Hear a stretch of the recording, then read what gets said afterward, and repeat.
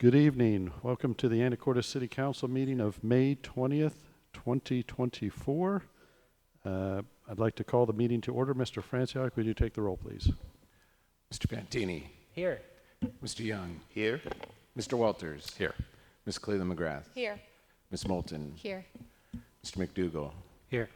Ms. Hubick. Here. Thank you. Would you please join me in the Pledge of Allegiance?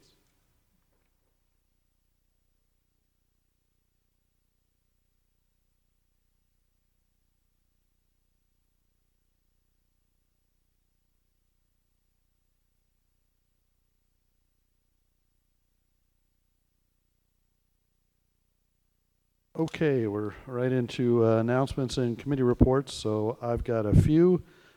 Just one last reminder, Board of Skagit County Commissioners host a public meeting on the proposed solid waste rates. That's tomorrow, May 21st, 8:30, Commissioners Hearing Room. Next one, I just wanted, last Thursday evening, the city experienced high winds that brought down some trees, including one particularly large tree by the cemetery, knocked out power for over 2,000 customers in Anacortes and nearly 500 Access Anacortes Fiber customers. So I just want to thank PSE and especially our own crews at Access Anacortes Fiber for the rapid response, not only restoring electricity from PSE, but fiber connectivity. Most were restored within hours. By Friday, everybody was back in service. So again, thank you to our committed staff members who worked long hours to bring the community back into service. Anacortes Boat and Yacht Show wrapped up Saturday. If you didn't know, it drew people from 22 different states, over 4,000 paid tickets, and perhaps generated some boat sales. We won't know for 2 months. That's how we collect that, but I know council's aware that a significant portion of our city's sales tax revenue does come from boat sales. Port of Anacortes, I know council knows, but if you missed it, last week the Port of Anacortes Commissioners selected Brett Greenwood as their new executive director. So congratulations to Brett, and the city looks forward to continuing our positive and cooperative relationship with the port. I'd like to also thank Anacortes High School and Principal Dewey. They hosted a few of us at high school students for a day last week. Well, it was a half day. Last Thursday, somewhat terrifying for me as I graduated high school 40 years ago. But council members Walters, Cleland McGrath, and Fantini were the star Anacortes High School alums. We got, and a few other community members got a taste of the Anacortes High School experience, including lunch in the cafeteria. So again, overall great facility, faculty, and students. So thanks for that. It is National Public Works Appreciation Week, so we tip our caps to Andy and his hardworking team of 73 professionals that keep our city running, not just this week, but 24/7, 365. So we're proud of every week of work we get from our Public Works team. So they keep it all going, whether it's fleet, solid waste, water, wastewater, streets, stormwater. When things break, they fix it quickly with minimal interruption to our customers. So thanks, Public Works. Memorial Day is this weekend. City offices will be closed on Monday, May 27th. Council meeting will be on Tuesday, the 28th. Solid waste, no garbage on Monday, the 27th. We will collect both Monday and Tuesday customers on Tuesday, the 28th. Waste management, per usual, will follow our schedule for recycling and yard waste. So note, Memorial Day is this Monday. Typically a sad day for me and maybe some of my fellow veterans and veteran families right here in Anacortes.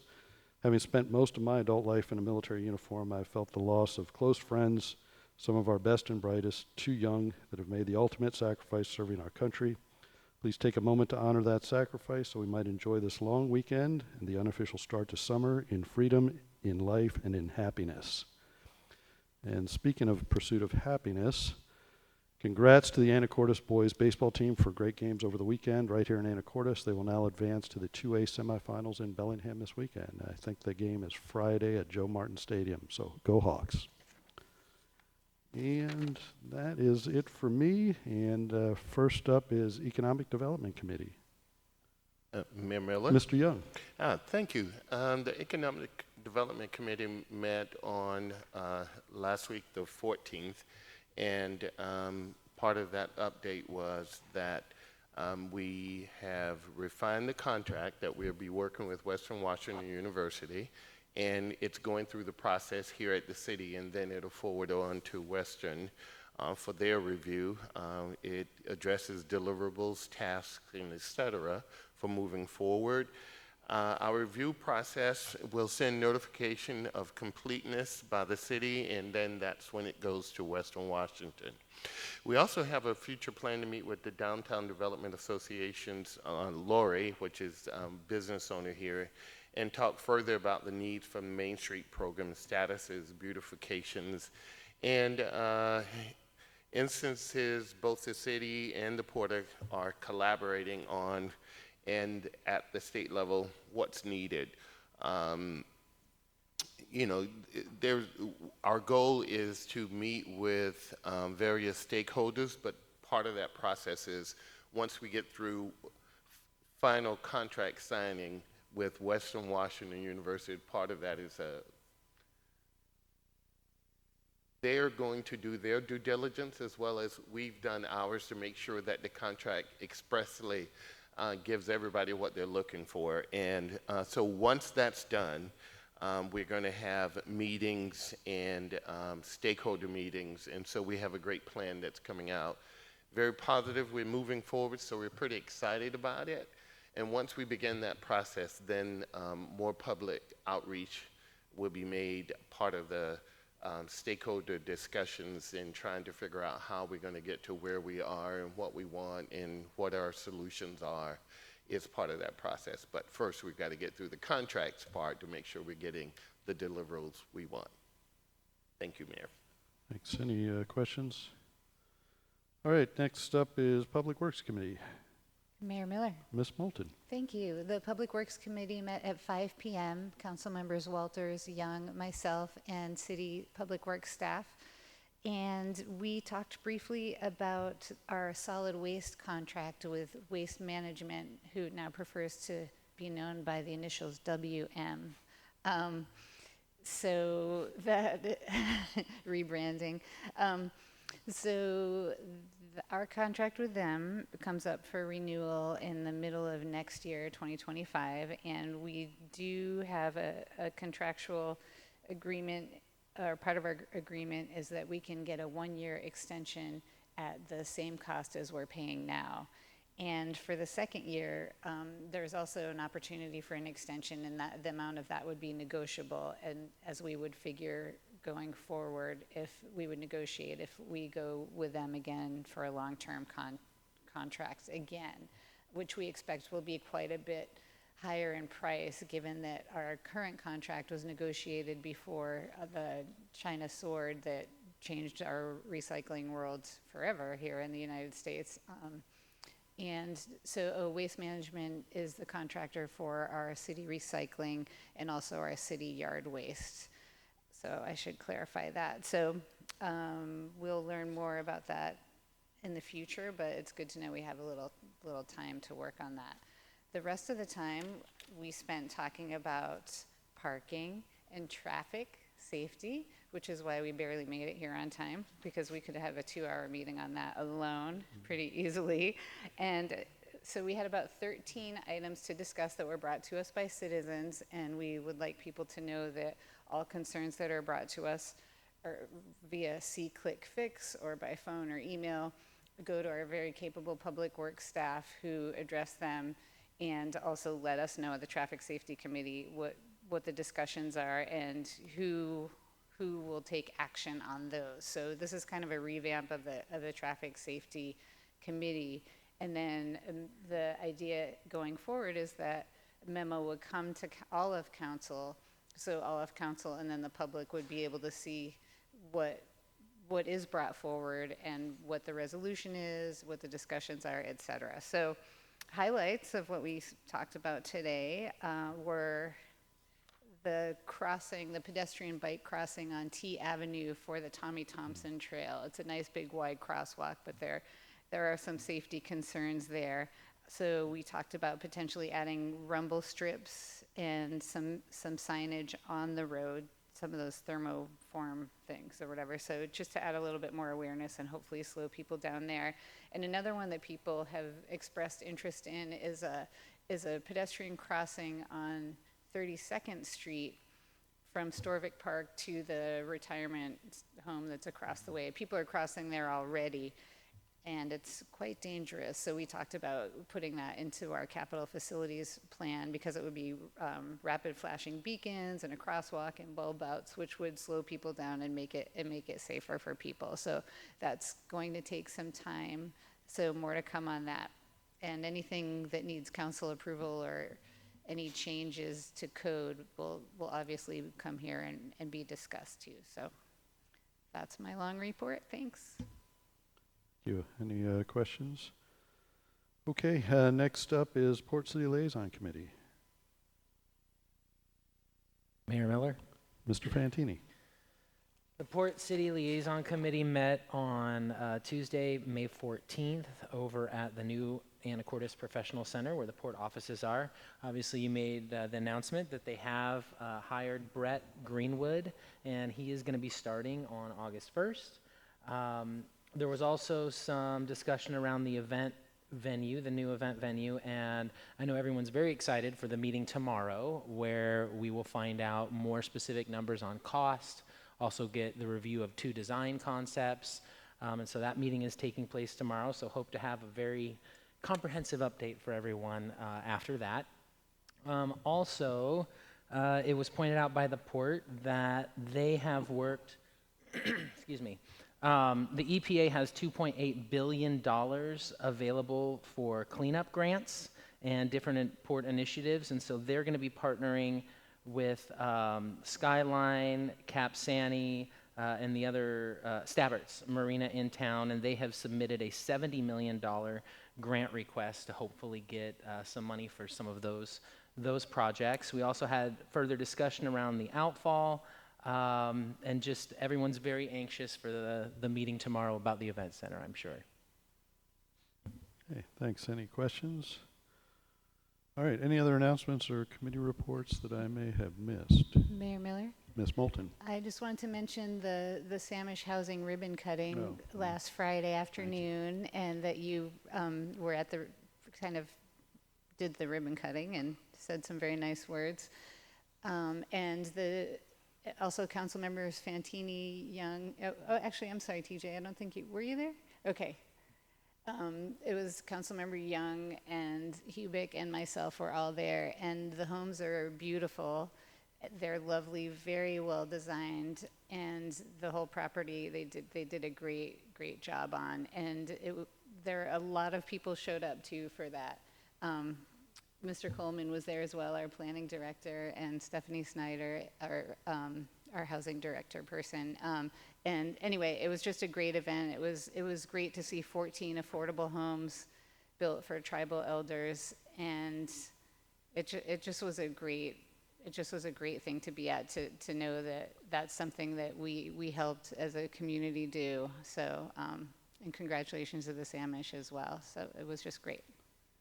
Yeah, thank you for that announcement. Yep. I can't believe I missed that one, but Yep. appreciate it. So, Mr. Young. Yeah, the only thing I wanted to add to that wonderful description was one of the things that I found so touching was Chairman Wooten, Samish Indian Nation, said that finally they have a village and a home.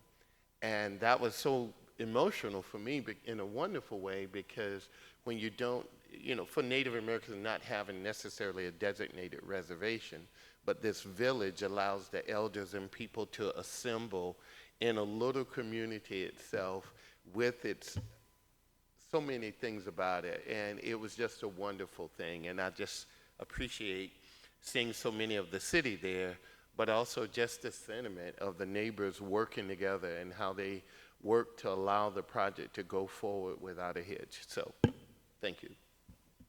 Yeah, and it wouldn't have happened without the code changes that were made quite a few years ago with cottage housing, and it turned out really nice. So thanks for attending and bringing that up.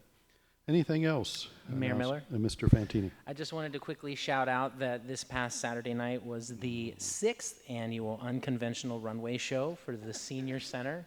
Myself, Councilmember Young, Councilmember Walters, Councilmember Cleland McGrath, Councilmember Moulton was there for the grand display of very unconventional fashion. They don't have any final numbers yet, but I know they raised well over $100,000, and it's just a big shout out to Svenja Marshall, Michelle Pope, and the whole team that put that together. Their attendance was way up this year, and it just was a great community event for everyone to shine. So, I heard I missed Carl's duct tape jacket. Heard it was quite spectacular. All right. Anything else?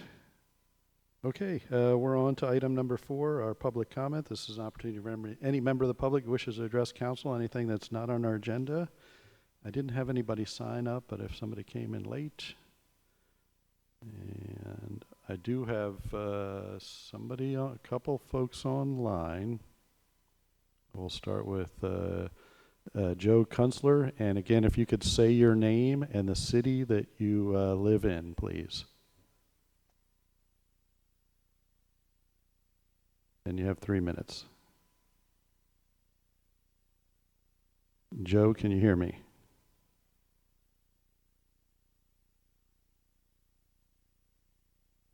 Okay, I feel like we had a similar problem a few weeks ago, so I apologize we're not able to take your comments, but again, you can always reach out and write to the entire council or to the clerk or to me, and I will pass that information along to the council. Apologize for that. We'll try, if you want to try to unmute the other one. And Albert Jr., and again, state your name and the city you live in, please.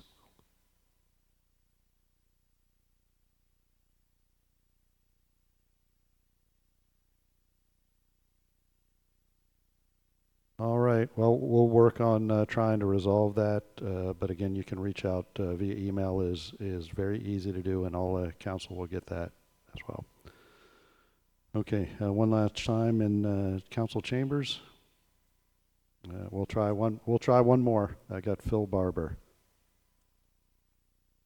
I feel like we have a technical issue that needs to be resolved here. I know we paid our Zoom bill. All right, apologize for that. And again, feel free to reach out to council at any time. Next up is our consent agenda, items 5A through C. Council. Mayor Miller, Mr. McDougall. move to approve consent agenda items A through C. Second. Motion by Mr. McDougall, a second by Ms. Hubick to approve consent agenda items A through C. All in favor signify by saying aye. Aye. Any opposed? Motion carries. On to other business, number 6, item 6A. This is approval of public participation plan for 2025 comprehensive plan update. This is a discussion item with possible action. This is starred for public comment, and I might have given you enough time to open up your presentation, Mr. Coleman. Good evening, Council, Mayor. Thank you. I'm John Coleman, the Director of the Planning, Community, and Economic Development Department. And tonight I'm here to talk about the public participation plan that the Planning Commission has reviewed at a Planning Commission meeting and then held a public hearing on and ultimately made a recommendation for the City Council to approve this public participation plan. So I'm going to go over very quickly what the public participation plan is and its relation to the 2025 to 2045 comp plan update. So I'm going to talk briefly about that update process, which includes our population and housing projections. I'm going to briefly talk a little bit about housing types and housing affordability and how that fits into the comp plan. I'm going to mention our land capacity analysis that we're going to be able to review later this week, and then get to the public participation plan itself, where I am asking for the council to make a motion to approve it. That I'll get into that a little bit more, and then talk about our next steps.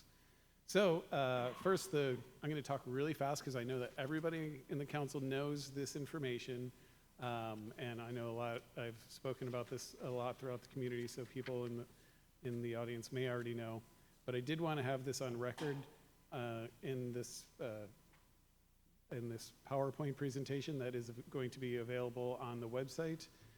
So it includes links and to information where people can find out more about what I'm talking about. This is part of my ongoing outreach program to make sure that people are aware of the comp plan update, and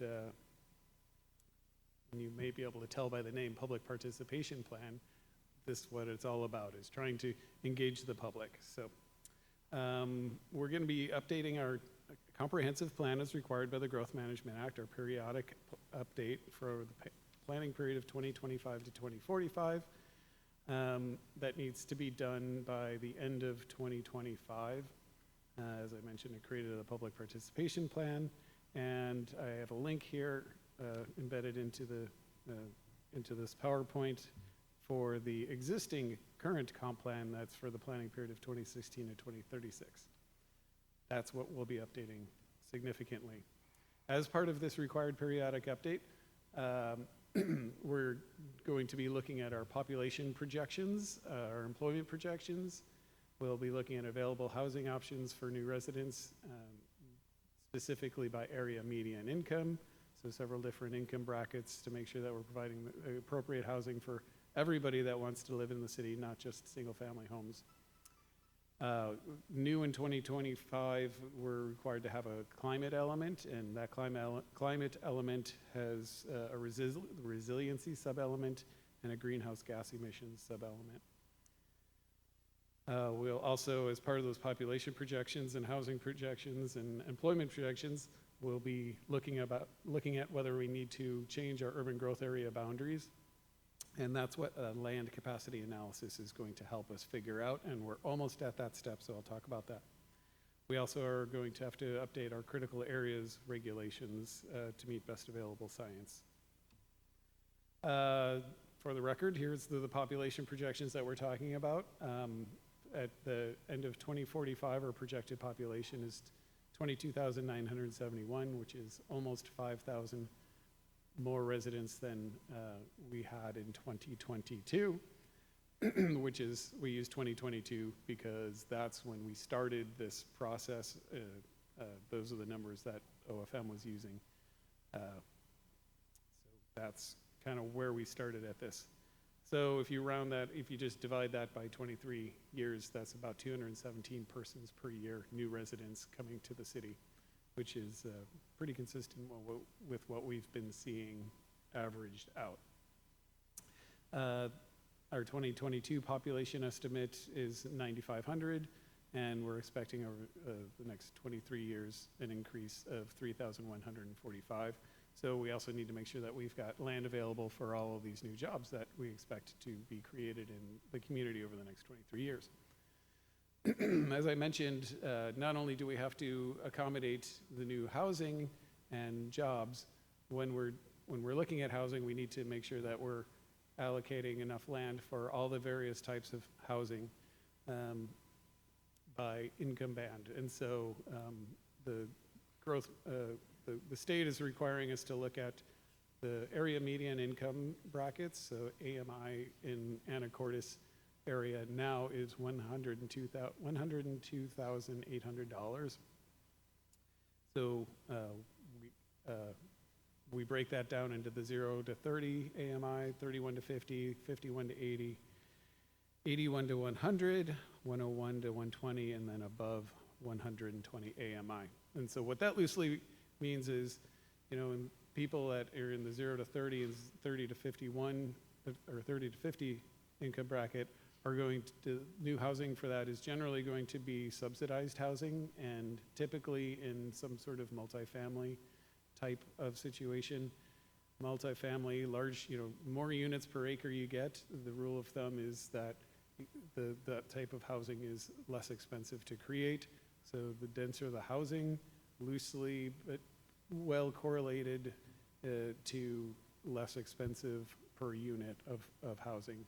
And so when talking about above 120 AMI, that's earners that are making over $120,000 or so per home. You can't, when you do the math, you can't build a single family house for the amount that it to fit into any of the other AMIs. So only people in the 120 and above AMI are able to afford a single family home. Those brackets in between, the 51 to 80 and 81 to 100, is largely, multifamily or townhouse, some cottage and duplex and triplex type, and that's the middle housing that we're talking about. And similar, like 101 to 120 is going to be, duplex and multifamily and middle housing. As this council knows well, back in 2019, the city council changed our rules to allow for cottage developments and loosened rules to allow more townhome units and made it easier for duplex units and other multifamily. And so this pie chart up here shows in 2019, before those changes went into place, 72% of the units that were being built were single family. After those rules changed, the development community was eager to take advantage of these new housing types that the city council made possible. And that's largely reflected the need in the community for something besides single family homes. So there's some indication that our previous regulations were encouraging only single family home development and making it more difficult for other types of housing development to happen. So that's in the planning department, we're proud that we're able to provide more housing types, which translates to more affordable housing in the community. And we hope to continue that trend, to understand that's the council's will to also continue the trend to allow for middle housing. When I use the term middle housing, we're talking about duplexes, triplexes, townhomes, cottage type developments, and smaller multifamily, like maybe up to 6 to 12 units is kind of what is talked about. And those would be, that middle housing is not something that is then segregated into different zones only for middle housing. Middle housing is really intended to fit into all neighborhoods, including single family to some extent, and and slightly denser single family neighborhoods. And as we get into the high density downtown areas, middle housing tends to only the larger units densities are allowed in those zones. So it's kind of in between single family and higher density areas. So Mr. Walters. Mr. Coleman, if you go back to your last slide, clearly a lot of the comprehensive plan outreach is going to have to revolve around housing. The slide before was the slide that showed we need to build or plan for 2,900 more housing units to be built over the next 20 years. And as you indicated, 2,300 of them will be some form of multifamily.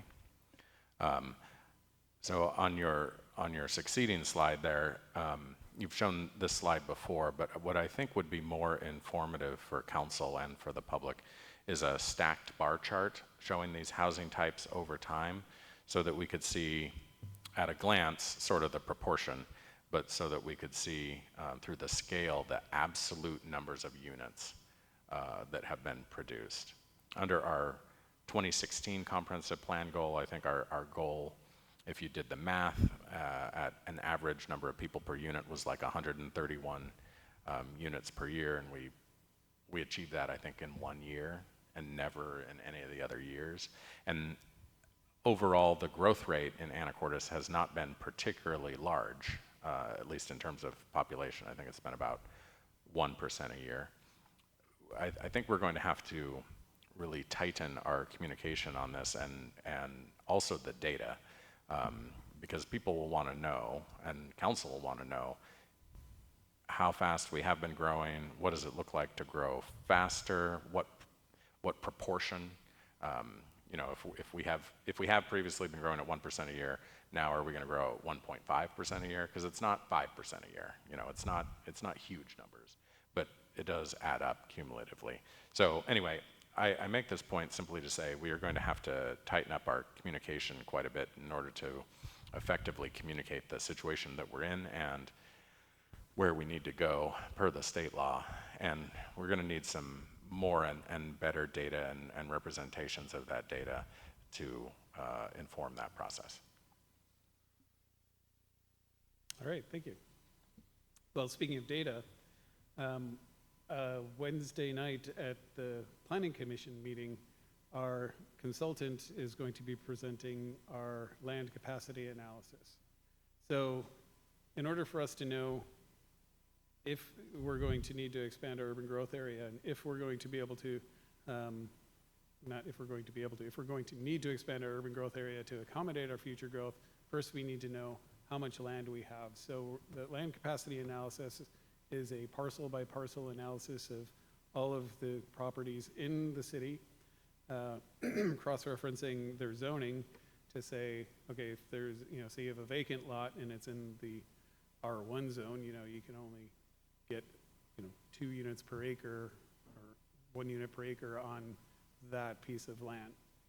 And so we do that for all the zones, and then most of the properties are obviously already developed, so we had to go through and look at all of the properties and say, if it's already a smaller lot with a, a large newer house or some sort of development on it, we make some assumptions that that's not going to redevelop in the next 20 years. But if we'll also look at metrics such as if the building value is very low on a piece of property that is a higher property value, then we can make some assumptions that that might be redevelopable. And so that is the level of detail that we're looking at. We also build in all sorts of assumptions about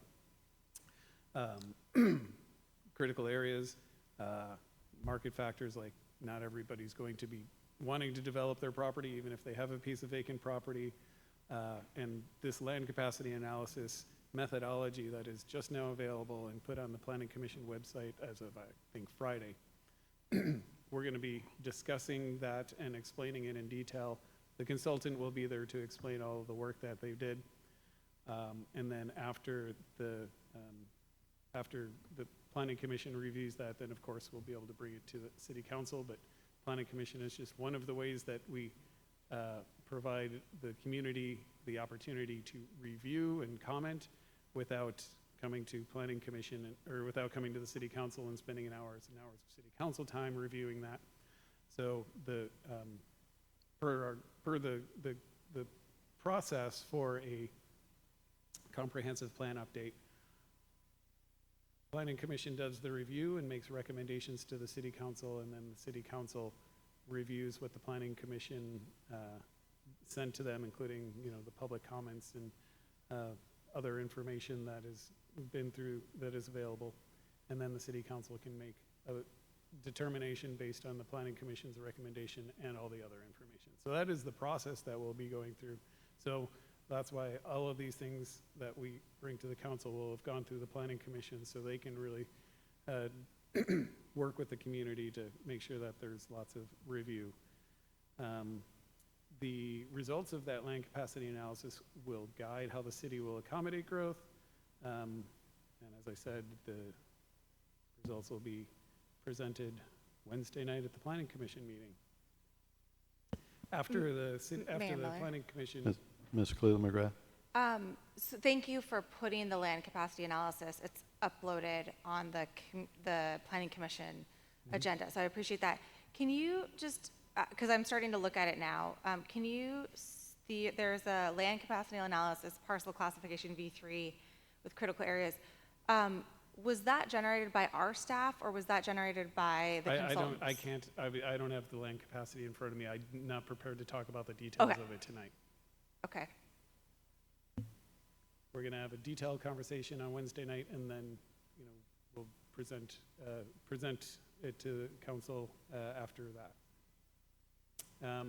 The land capacity analysis is a tool that we use to help the council ultimately decide how the city can best grow. So you'll be making the policy decisions of zoning densities? Do you anticipate it'd be a good idea to expand our urban growth area for any reason, as if necessary? Or do we change our zoning designations, create new zoning designations, increase densities in various areas, decrease densities in various areas? Whatever we need to do to make sure that we have enough land available for our projected 2045 growth, those are your decisions to make, and with those policies, after you have the land capacity analysis review in front of you, then you can start making decisions like that. Mayor Miller. Ms. Cleveland? And I wasn't trying to go into detail of that. Obviously, that's for a different meeting. But the analysis itself, was that completed by makers, or was that reviewed by staff in Anacortes? That's So Makers is our consultant. They have a sub-consultant, the Leland Group, that did the land capacity analysis. So staff and Makers have been, meeting with them regularly to discuss and go over details, like, they looked at the parcel by parcel analysis and they presented to us, and we look at it and go, well, that land is actually not really developable, or that land is actually developable, and really went over it with a fine-tooth comb to make sure that is best to our ability. good. To make sure that there was some local staff looking at it and going like, oh, no, that's not. That's what I was hoping. I wanted to have clarity on for when that presentation happens, if that's Absolutely. Yeah. local eyeball on it. Particularly Libby Grage, our planning manager, went over it in detail. Mayor Miller? So, Mr. sorry. Walters, I don't know if you're going to answer all these questions in your presentation, but I guess I'll take some more. Mr. Walters. The land capacity analysis informs whether or not we have enough land based on current conditions, current zoning to accommodate the population projections. So it may more or less yield a yes or no, and if a no, then there are choices to be made. How do you anticipate the process working there? So if choices need to be made about whether or not we upzone or expand the urban growth area, or I don't know what a third option might even be, how would that decision to pursue one course or another get made? That's going to be council decision. Ultimately, everything is, but like, do you anticipate it coming to us mid-course, or kind of waiting to the end, or? No. So overall, excuse me.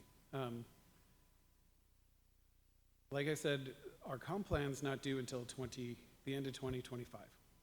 Now, if we want to expand our urban growth area, we need to get that to the county council in, I think, late fall, or I'm sorry, late winter, early spring, so that they have at least 6 months to review it.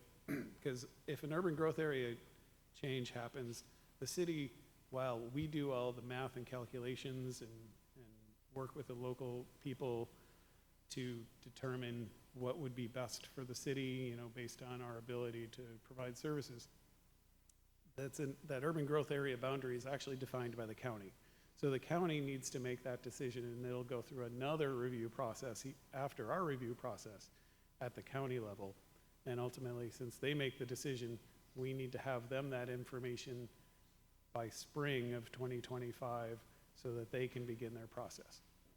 So our intent at staff level is to kind of front load this comp plan process and focus heavily on the population and employment projections over the next few months, so we have enough information to know if we're going to need to expand our urban growth area boundaries, so we can possibly get an application in on time. Now, there's still time, and we fully recognize that the climate element and the transportation element, all things that are going to take longer to review, will probably have some effect on those choices, but really it's the land use element and the capital facilities work that is going to drive whether or not we need to that stuff we'll need to have done at the front end if we're going to need to expand our urban growth area. Right now, if you've taken a peek at that land capacity analysis, we're looking okay. It's not looking like we're going to have to make an urban growth area expansion, but that's just looking at the base metrics. We haven't had policy discussions around, does it make sense to expand our urban growth area in order to accommodate, for example, more affordable housing neighborhoods or something like that, to see if there's anything very specific that that the city council wants to achieve, that they might need to achieve through an urban growth area expansion. I think there's probably some wiggle room to allow us to do stuff like that, but strictly speaking, just by the numbers, it looks like we should be able to not expand the urban growth area, but we're not entirely sure yet. I appreciate that explanation, and especially because there is so much work that goes into a petition to expand the urban growth area.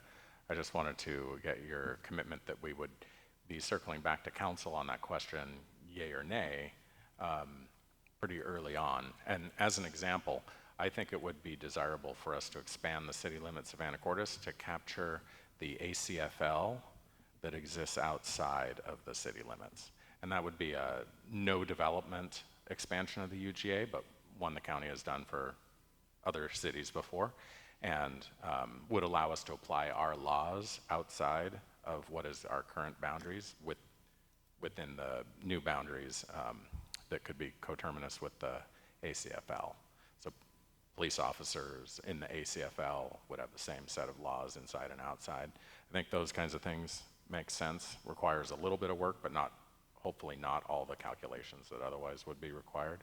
But then even for the developable expansion of the UGA, we might want to go in one direction or the other, even if it's not driven by the land capacity analysis, and we might want to push in one way or another.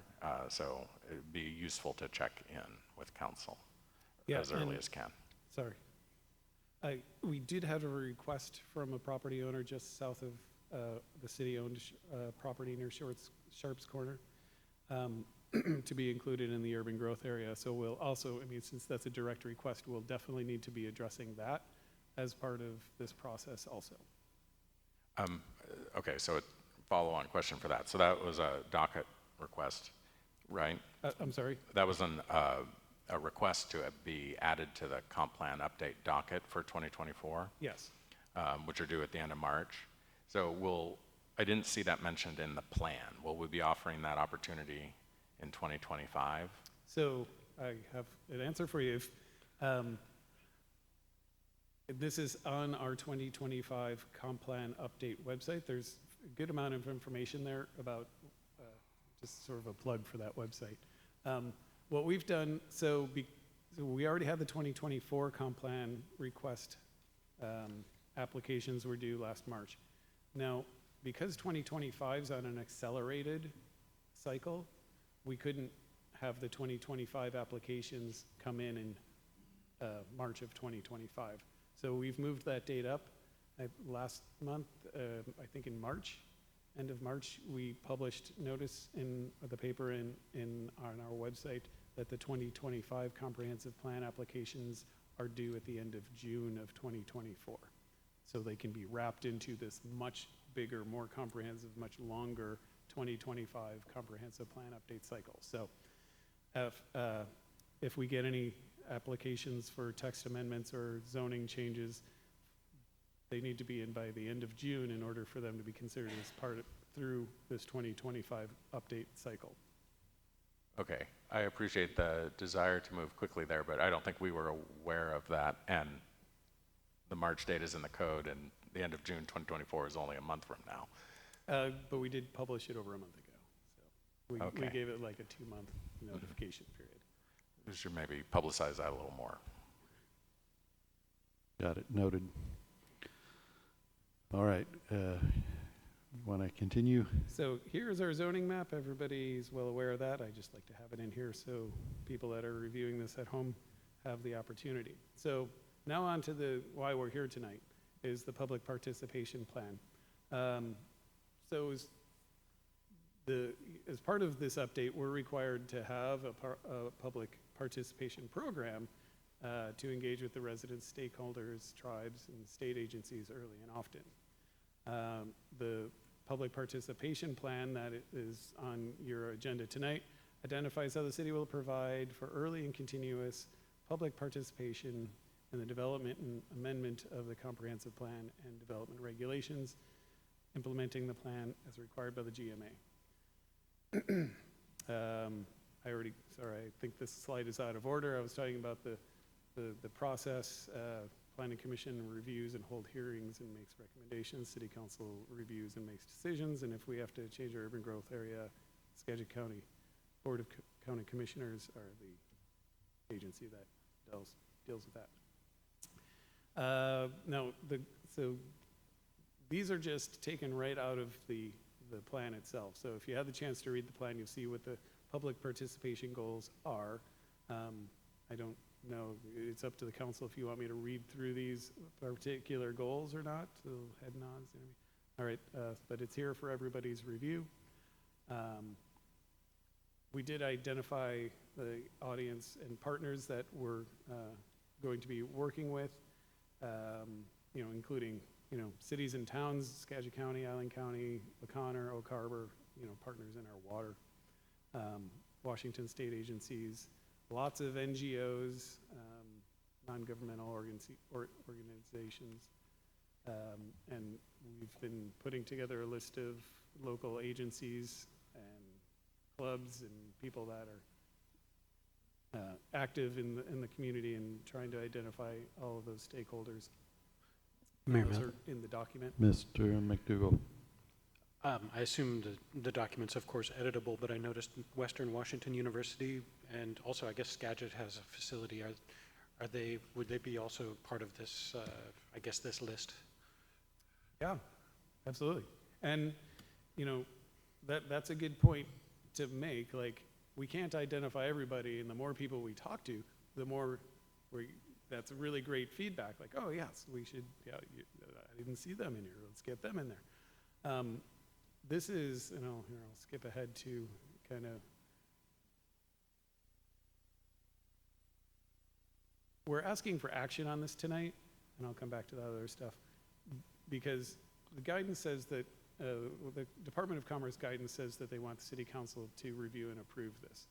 So, but it's also intended to be a fluid document where as things change, as we learn more, as we can improve it, we can make additions to it. So staff is requesting that the council approve this by motion instead of like a formal resolution, because that way we don't have to, if we need to bring it back, it'd be a lot simpler than passing a resolution after resolution after resolution. So if you want to do it another way, that if you want to pass a resolution, we can make that happen. Otherwise, we thought it would be easier. Since this is not a document that's like required to be submitted and set in stone, there's just guidance on this. There's no requirement about having to have it approved by the council, but it does make a lot of sense for the council to approve it. So thank you for bringing that up, that there's still changes that can be made and should be made to this document. So that was the audience partners. The communication tools that we're using is the webpage.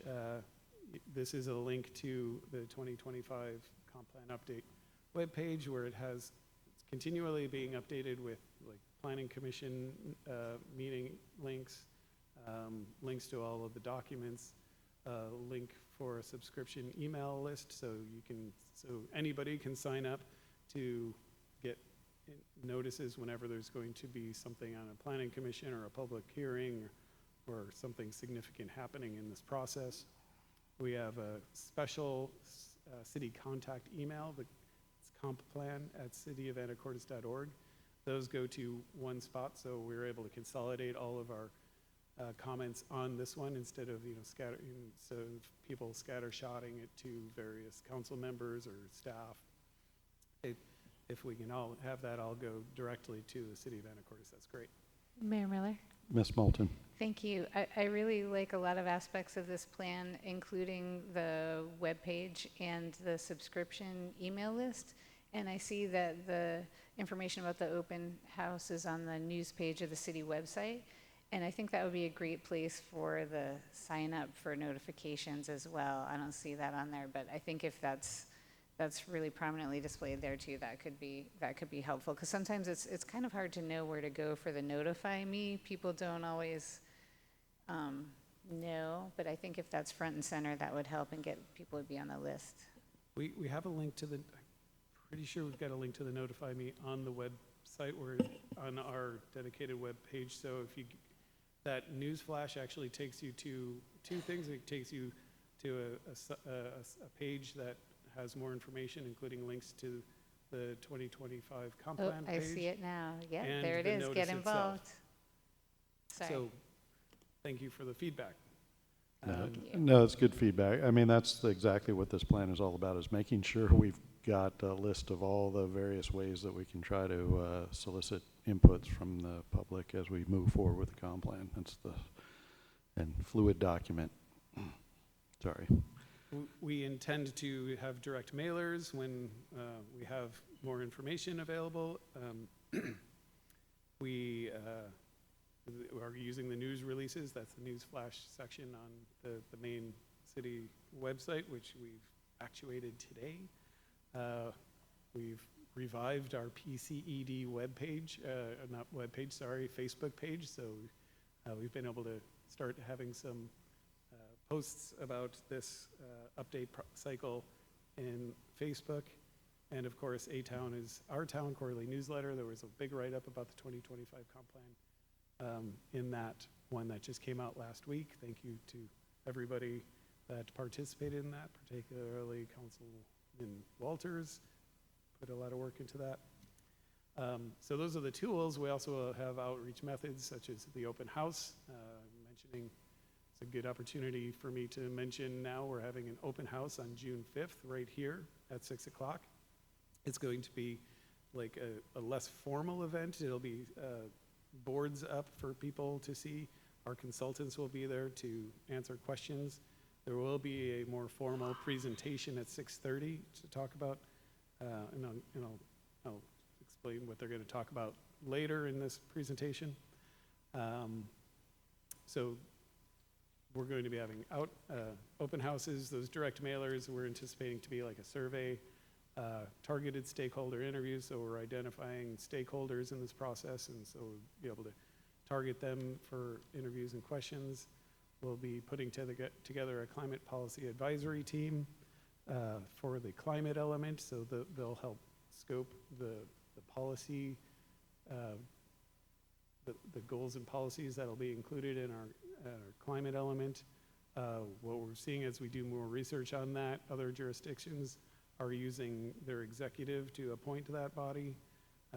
So that's kind of where we're leaning right now, is to have the mayor appoint that body. And I know that's probably a topic for you guys to discuss. We anticipate having pop-up tabling at specific locations, such as what's the waterfront music that the port does? I'm drawing a blank on their name. The summer concert series. Summer concert series. Reaching out to, just a tabling at various events such as I'm drawing a blank on the police one, the night out. National Night Out. National Night Out, and possibly going to some stores where we might reach people that would not normally, outside of a grocery store example during busy hours, to reach people where they're at instead of, expecting people to find us on the website and Facebook and in this room. Mr. Walters. The farmer's market is a frequent Farmers market, target. Yeah. Yeah. I don't think it's mentioned explicitly in here, but it's definitely someplace we've tabled before for these kinds of things, and other communities do that. It kind of allows for a little bit more conversation than the mad dash out the front door of Safeway. Yes, there are some drawbacks to Safeway at 5 o'clock when people just are trying to get home and feed their children. But Don't allow soliciting anyway at Safeway, so. well, maybe we won't go to Safeway. We'll find somebody who's more amenable to us doing something like that.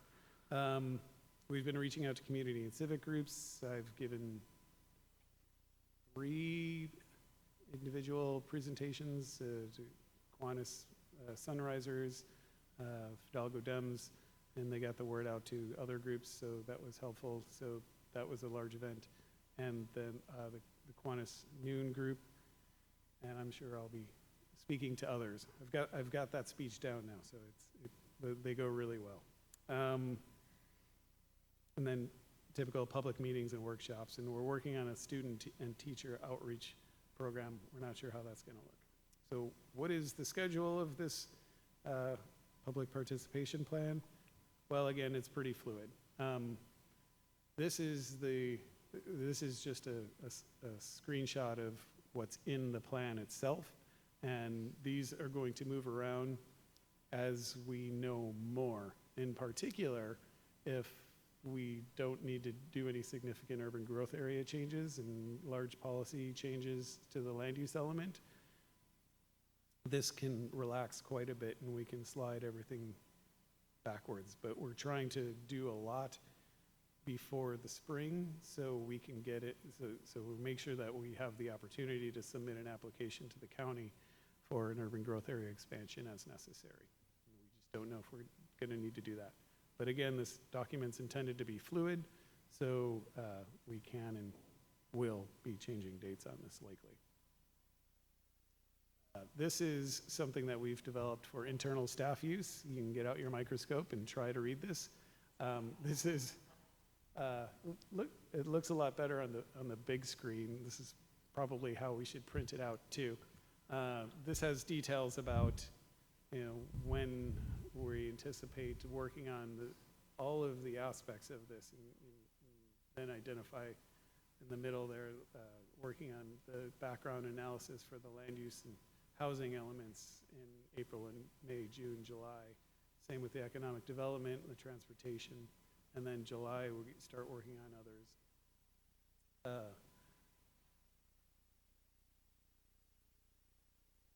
There's a lot of information here, but I wanted to get this up for people to understand when, in general, we're going to be working on the various elements of the comp plan.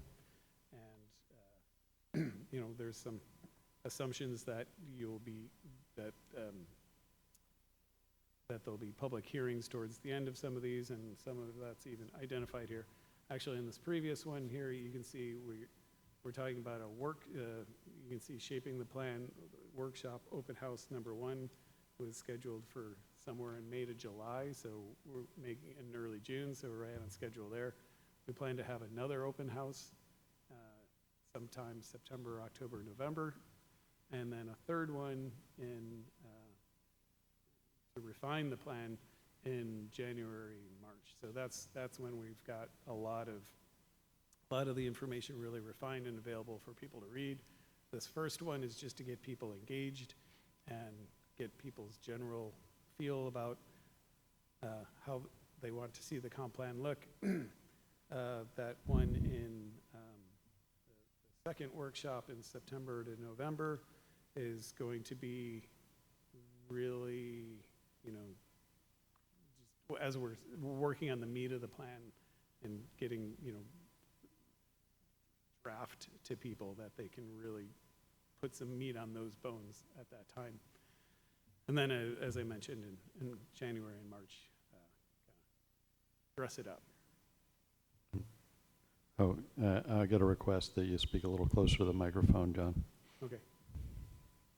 I'm afraid to touch it, otherwise it's going to make that horrible snapping noise. Mayor Miller? Mr. Walters. So on this schedule and on your Gantt chart, you don't really have the city council anywhere except the last line at the end of next year. There's more pages. But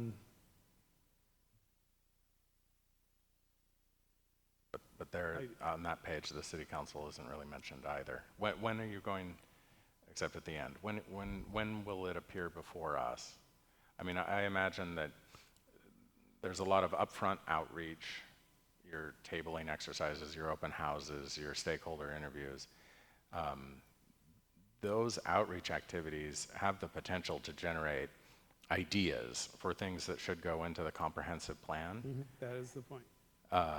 Yeah, I mean, some of them are probably going to be better than others at generating those ideas. But once those ideas are generated, how do we decide what actually goes into the plan or not? How do we scope the plan?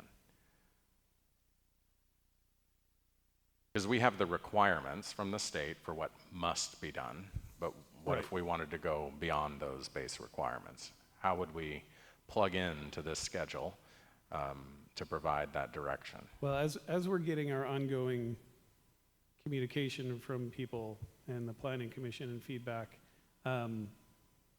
we'll be putting that into, updating the drafts continuously. The City Council would be towards the end, and so I guess what you're saying is you'd like to have some more feedback on the policy before it comes to you? Yes. So as an example, somebody mentioned to me the other day that our light manufacturing zone has a significant delta between what people can use that light manufacturing zone to achieve in terms of commercial enterprise and what our local tribes are able to use it for, especially if it's converted to trust land. As a result, we've lost a lot of our light manufacturing zone. And there has been discussion all along the way of upzoning that to allow for more uses, more intense commercial uses. And we've resisted that. But that's a conversation we could have.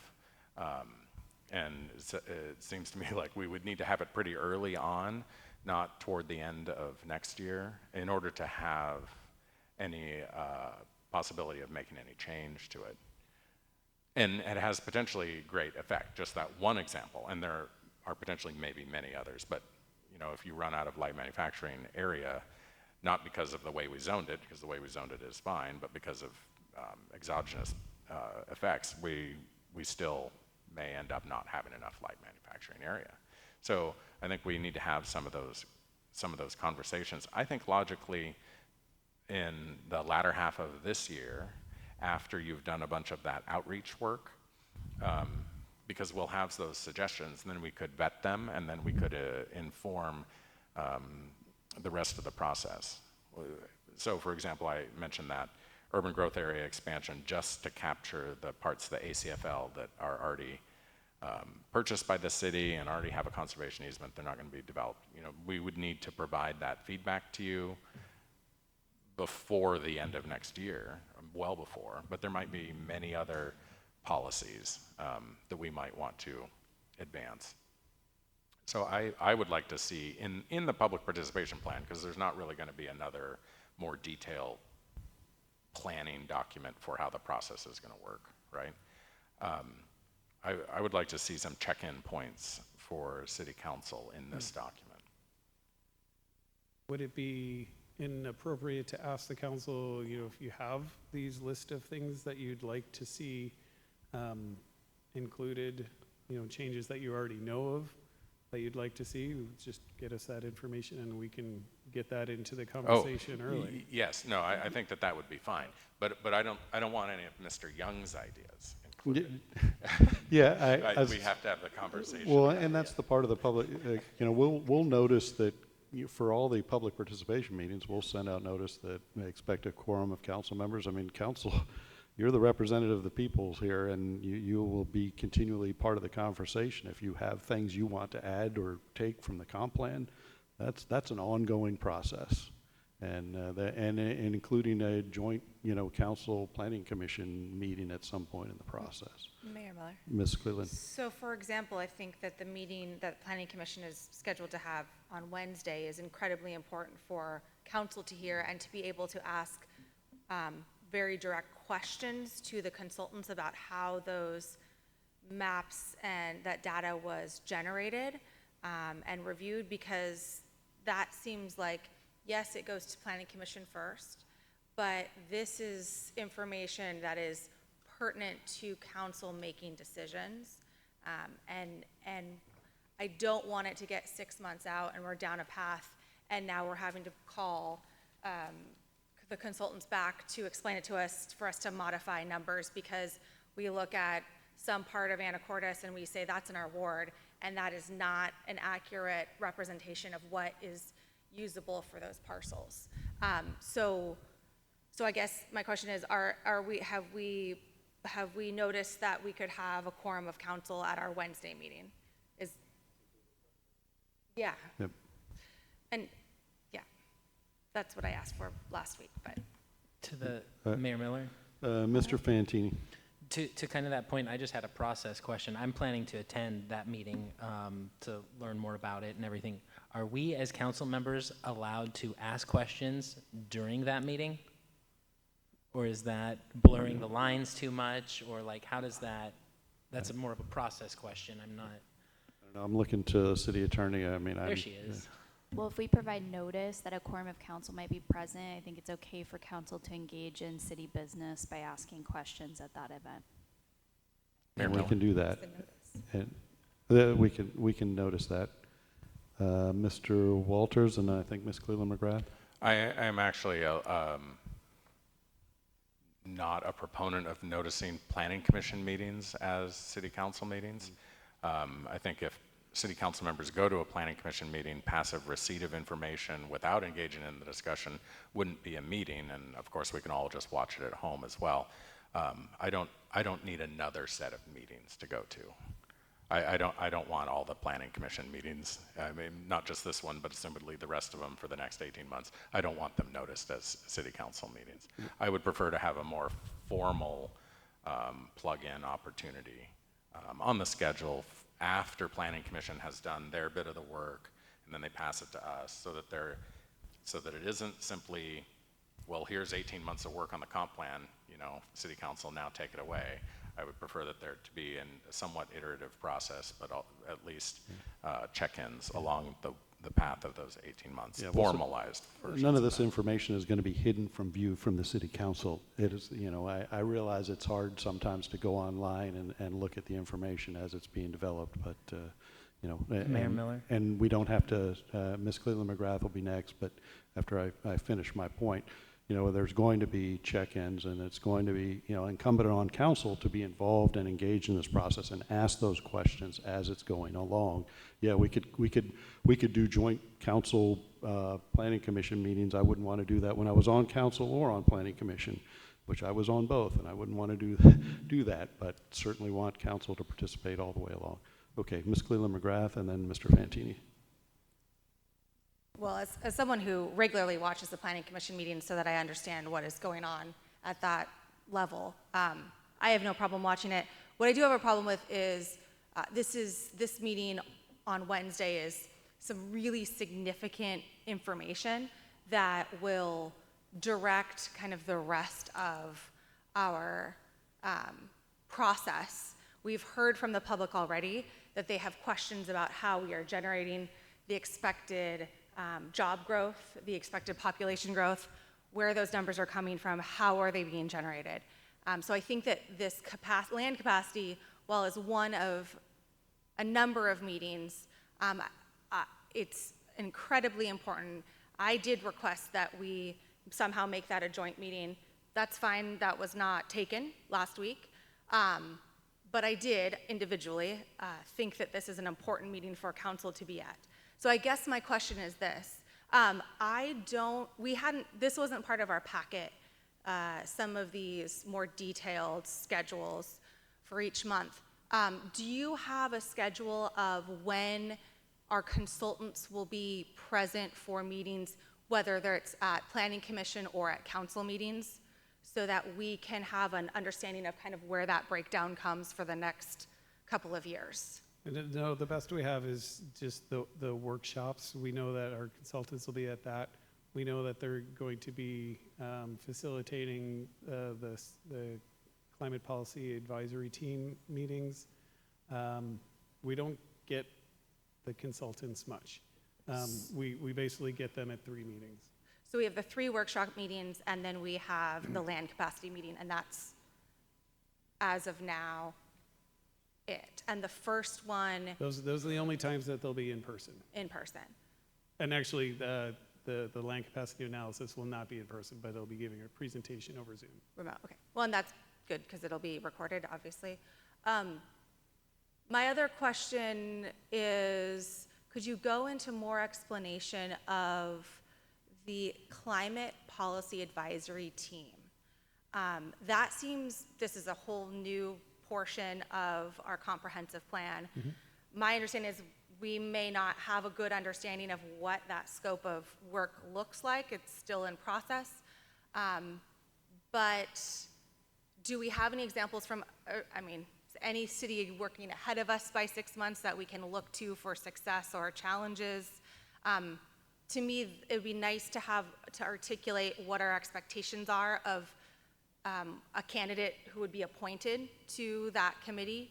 It seems like it could be a really challenging, active, controversial committee that we would want folks who have some level of expertise to share to get to a good conclusion. So we don't have any good feedback from Commerce. They have a very small list of recommended type people, and no other jurisdictions have really begun hard work on this. We recently, like we saw that Clark County, they identified 20 people, now they're a county, so it's going to, you know, a larger area kind of requires a larger number of people. So we're anticipating, we're still trying to flesh out, like, how often are they going to meet? What exactly is their output? Are they going to be expected to be like creating policy, or are they going to be expected to be a sounding board for what our consultants provide to them? So we don't know the scope of what they need to do, so we don't know yet who is going to be appropriate. And nobody's 6 months ahead of us. And we're at the forefront of this. And I guess that sounds like this is an opportunity that we're going to have to come back and talk about further so that the public understands that we need this expertise from our community and that we can work as council, mayor, partnership, and staff, planning committee, or planning department staff, that we find really good candidates and make sure that folks are aware of this new opportunity when it comes to the comprehensive plan. Yeah, we hope once again to get the volunteers that our community is known to provide. So thank you in advance for volunteering. Mr. Fantini. Yeah, thank you. Couple things, and real quick, just on some of the stuff here. So I had brought that up about the CPAT members before at one of our earlier meetings. And in one of my biweekly meetings with Mayor Miller, I had asked him, you know, if it would be okay if I submitted some names to him and he was very gracious in saying, yeah, absolutely, let's talk about that. And so I think that's definitely a discussion that we can have. One of the other things that I just kind of want to pull focus back to, I agree with Mr. Walters that I think that council needs to be more informed through the process. I plan on taking that on myself by attending meetings, going to the workshops, making sure that those things are involved. When it comes to the land capacity analysis, would I be right or wrong in assuming that once Planning Commission has their meeting that you will report something back to the council on their findings and things like that, and that we'll have an opportunity to ask questions as well about that? So much like with this public participation plan, bring it to Planning Commission for review, and so the public has a real opportunity to participate in it, which is not always possible at a city council meeting. So that's why we do it at the Planning Commission level. And then we bring and certainly anything that's the Planning Commission makes a recommendation on, we bring to the city council for further review. And I've already presented for much longer on this topic tonight than I did at the Planning Commission. I also want to kind of get back to what we're really here about. I feel like we as council are going to be very informed through the process, but we definitely tonight is about the public and how we're going to make sure they're informed. So question for you, first a compliment. I spent a lot of time on the the website. I think it actually even just got updated just prior to this meeting, again, I've been going to that comprehensive plan website, and I think it's very comprehensive, for lack of a better term, and you very clearly lay out how people can get involved, get on the list, receive newsletters. There's a schedule there. I mean, it's for as much as people complain about our website, congratulations. That's definitely a good page with a lot of information on it. However, my question, I just want to make sure that our focus is on driving people to that website, because I think that we can spend so much time putting together the information and making it available that we don't spend as much time actually getting it to people. And I don't envy you and your job in having to go to all these meetings and the outreach and everything to try to bring on as many people as we can. But I had some questions about things like the direct mailers. So for example, when do you anticipate, because like, obviously, the public needs to be able to come and have their voice heard when it will have the biggest impact in the process, you know? And so when do you anticipate there being a mailer going out? Like, is there like a official announcement of the comprehensive plan, or? Well, I mean, this is the official announcement. The June 5th kickoff is really the announcement. And so this is just where we're getting started. You know, we're just getting started on the outreach. We've done direct emails to many of the stakeholders that were identified in this public participation plan, and several of them attended the Planning Commission public hearing. And we plan to continue to outreach to people, and so we only have so many ways to drive people. Like I said, I've been to 3 different events where they thought I'd come and talk about something else, and I surprised them and hit them with planning, comp plan stuff. But it's all gone over really well. So that's one way of doing it. And so these other tools that are identified in here are the ways that we're planning to drive people to know about this and get them to the website. It's hard in government to, you know, sort of knocking on people's doors and saying, hey, here's something that you might be interested in. We do anticipate a survey, and that we're a little behind on that. We were planning on that in May, but we haven't developed that yet and haven't got that out yet. And then the pop-up tabling will be throughout the summer. And that's, you know, these are the tools that we intend to drive people to this website and say, here, if we can get people to the website and then they'll know when things are happening. So I spent a lot of time in marketing in my previous life. And so one thing that I just wondered if we thought about, and is something that maybe we could do, direct mail gets very expensive when it comes to, you know, mailing it out, its own piece, all of that kind of thing. Have we thought about putting like some kind of update or some kind of announcement in with utility bills, or attaching like, is that what you mean by direct mail? Is that? Yeah. Okay. And then as far as how people get a lot of their information, I know that the Anacortes American will cover things like that. Have we thought about, I can't think of more people that pick up something like the clam digger. Have we thought about putting some information? I mean, I know that kind of, a lot of people will pick that up and look at it. Have we thought about doing anything in there? I mean, we didn't identify the clam digger, no. Okay, I think that would be a great place to put something, only because it's something that a lot of people sit and read anywhere from when they're walking through Safeway to sitting at the ferry terminal waiting. It's definitely a high-trafficked piece of publication.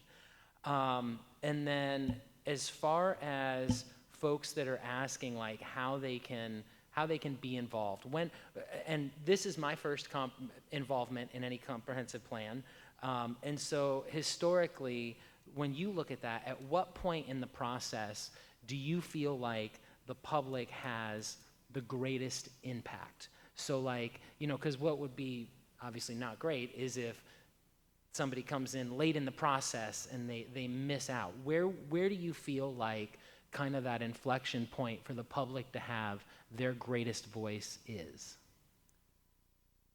Well, at the workshops that we're talking about, definitely, workshop one is to just kind of answer questions and take general feedback. And I imagine it's probably going to be difficult for people to have a whole lot of strong feedback so early in the process. Workshop two would be have a lot of impact at that time because that's when we'll be putting the meat on the bones. And then workshop three is the final review of it. So there's no reason, open house 3, you can't be making, impactful public comments. But yeah, I mean, early and often is, what we're trying to push here is to have people involved as early as possible. That's why we've been doing all of this early outreach before we've even started a process. Mayor Miller, Ms. Moulton. thank you. I had one more. Oh, you have Oh. more? Yeah, I had one more, sorry. oh, One last one, I apologize. I try to wait till the end so I can get them all at one time. The last thing, and I think that I heard you say this earlier, but I want to make sure. How do we make sure that issues that we've talked about on council to like, let's kick this to the comp plan. How do we make sure that gets addressed? For instance, like the short-term rentals and owner-occupied buildings. How do we make sure very specific things? Do we just reach out to you directly? Is that the best way to do that? That'd be the best way if we have something in writing that we can put, because we're keeping track of the comments already and issues that need to be addressed. And that's what Libby Grage has been doing. And so if you send those comments, send it to the complan at cityofanacortes.org. That'd be great. Thank you. And That's our having been clearinghouse. and having been through the comp plan process, you get to see all of the comments, every one of them. Ms. Moulton. Thank you. So back to the council involvement, could you bring up the slide with what kind of chart that's called? Gantt chart or something, with the green boxes? Okay, that spreadsheet. So I see the line of planning commission public meetings kind of at the bottom of that first section, and all the different elements laid out there. So would it make sense for council to be scheduled shortly thereafter for those same subjects, so we would be following along closely behind the planning commission on each element? Yes. So city council adoption is shown in the second to last gray area, the city adoption process. So city, like formal adoptions, we would be expecting in July, August, September of 2025. Sure, but Now- on that page that was just, oh, I'm sorry. Now that would be, the formal adoptions. There's no reason why we couldn't be bringing this to the council, updating you as the planning commission's doing their work. One key thing that, I don't think that I've mentioned in this process is everything in the comp plan needs to be adopted at one time. So we can't, while we might, make motions, say, yeah, this is the way we want to see it. We pass the comp plan in one ordinance, and we pass the development regulation updates associated with that in another ordinance at the same time to make sure that they're combined. Or, we have a work plan to work on the comp plan, or work on the development regulation updates based on the comp plan later. But we only, like the adoption process, the formal adoption will be, probably several hearings, but then one action. Right, I understand that, but if you go back to the previous page of the chart, I would also like for us to discuss the things as they go along rather than one giant packet, because then we can have those conversations as we go, and I think that's going to be really important for the process, for us to all be cognizant and up to date. Yeah, I'm hearing the council wants to be up to date with what's happening, and we Right. definitely intend to do that. Right, and I'm suggesting a way to do that is that after planning commission discuss these various elements, that then we discuss them. Sure. Okay, I think that would be great. Mayor Miller. Mr. Walters. I want to expand on what Ms. Moulton just said and what you just said. I think that there are at least 3 different functions going on here. 1 is educating the public and soliciting comments from the public. 2 is getting those comments and input from the public, and those are distinct. And then 3 is making decisions about what to do with those comments. I'm not particularly worried about council being informed about the process. What I am advocating is that council have a designated check-in location at various spots in this schedule for us to direct the process. This is the comprehensive plan. It's the plan for 20 years. It's the largest legislative program that we have and that we will take action on. I am not satisfied by a process that gets us a finished document at the end, and then if we want to make some significant change, is potentially many months of fixing and additional hearings and then making it all integrate back together. The land use, economic development, each of these elements that are shown on the chart here do have some interrelations, and so it might not make sense to follow every planning commission review of an element with a city council review of that element. On the other hand, it might. I leave that to your professional judgment, but what I was originally advocating was that post some of this initial outreach, where a whole bunch of ideas are generated about what we might want to change in the comp plan, that we have a check-in with council so that we can then address that. I don't think it's sufficient for simply individual council members to send you our lists of things that we might want to change, because individual council members may not be in line with the entire council. It's only the entire council that should be empowered to make that decision, and for us to do that, we got to have a discussion about it. So I advocate for a check-in spot, and not for the purpose of simply informing us, although that would be welcome as well, but for the purpose of making some decisions on direction. Mayor Miller? Mr. Young. Thank you. I think, as I heard you say, Mr. Coleman, and I've heard, the comments from council members along the dais, I think that the challenge is that, what council is just trying to make sure is that they're informed along the process.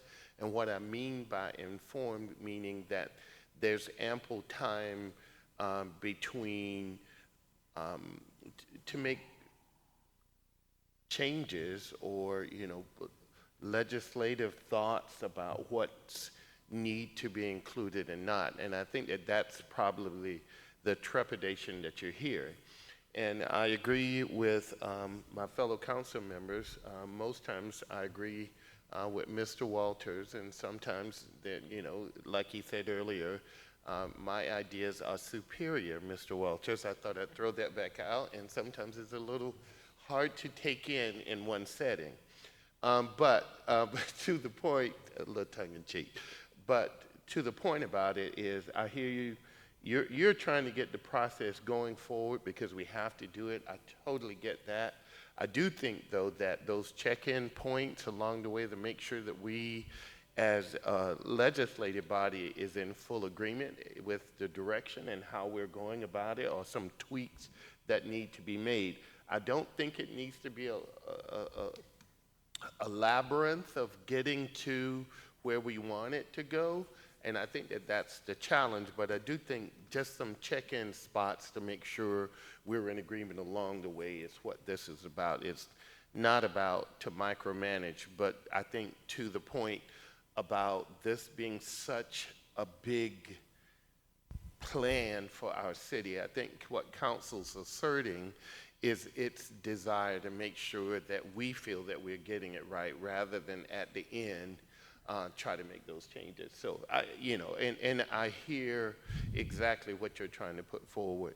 I think, though, that there can be a way, if we can bake that in, to have those questions we may have to be able to be addressed. As you noticed, our newest colleague and council member, Fantini, has deep, wonderful questions he likes to ask, and so we want to make sure that they're addressed along the way. I may have a few superior questions that I want to ask Mr. Walters, But anyway, I hear you, but I just think that if we can bake that in, it will make everybody happy, and, you know, we're comfortable with where we want to go.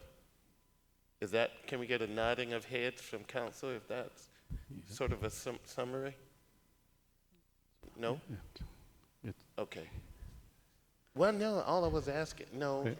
I think Sorry, I think let it me was just- the I think If I that- would. Okay, please. All I want to say is that there are check-in points that we would feel comfortable about along the way. And I think that that's what council's asking for.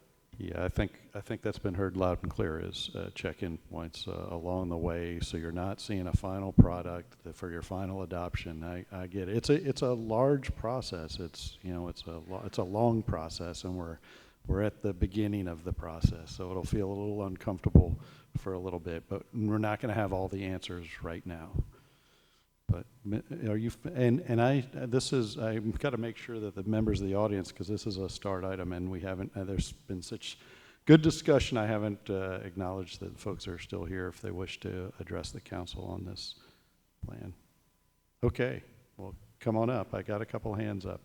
This might be a good time to take a break from the awesome discussion. And you know the drill. Linda Martin, Anacortes, council members and mayor. I'm just here on behalf of the Planning Commission. One of the reasons that I come to these meetings is so that there can be that communication back and forth. And so I think as part of the Planning Commission, we would also like to hear direction and questions from the council, because that's going to help the Planning Commission as well. So any way we can figure out to work together, just off the top of my head, you know, maybe a couple representatives from the Planning Commission from time to time could attend a Planning Committee meeting, and that could be one way to communicate back and forth. Just a thought. But we're here to serve you. That's our role, and we're happy to do that. Well, thank you very much for that. Okay, come on up.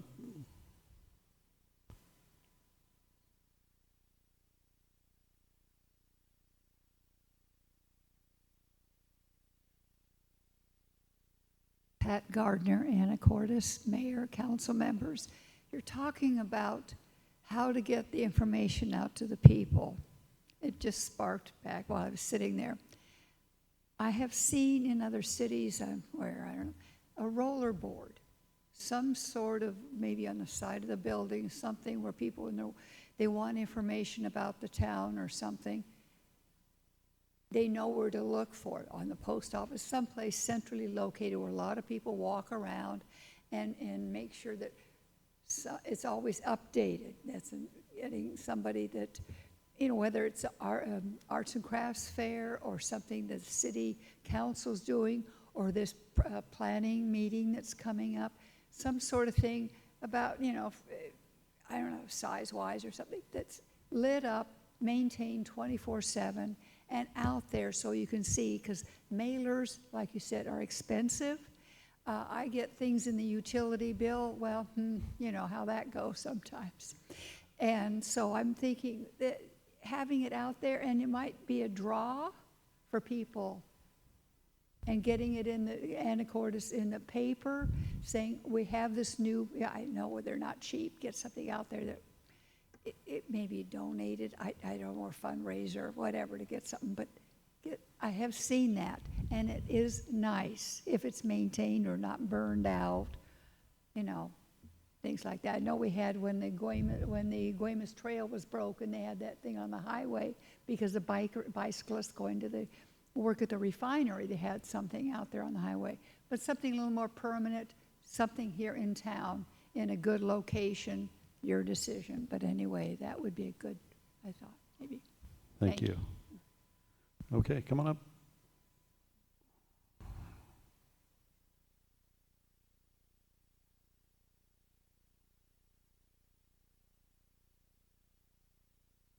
Brian Wetcher, Anacortes.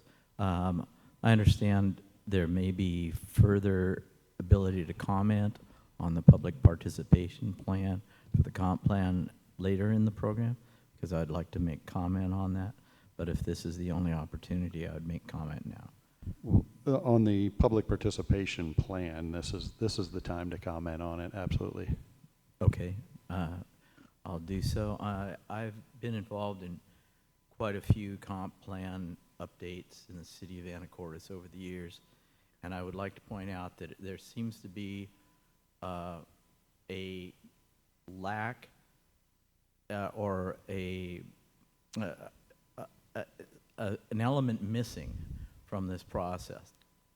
And when we look at the review process, I see a lot of somewhat subjectively anecdotal opportunities for input from the public in workshops and various outreach programs to inform the public about what we're doing and how they might comment.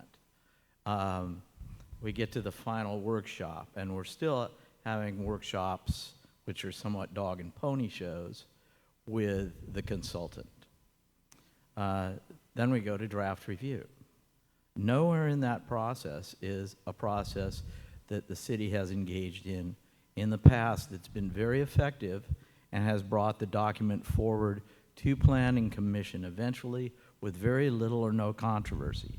This is something that has been done in the past.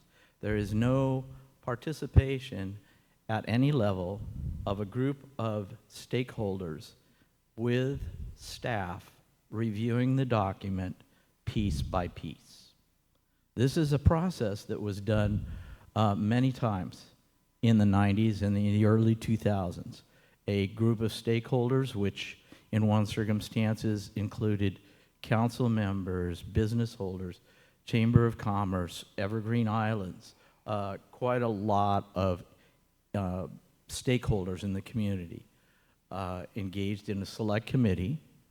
I believe one of them started out with 42 members and eventually, after 6 months of review, was reduced to 28 members.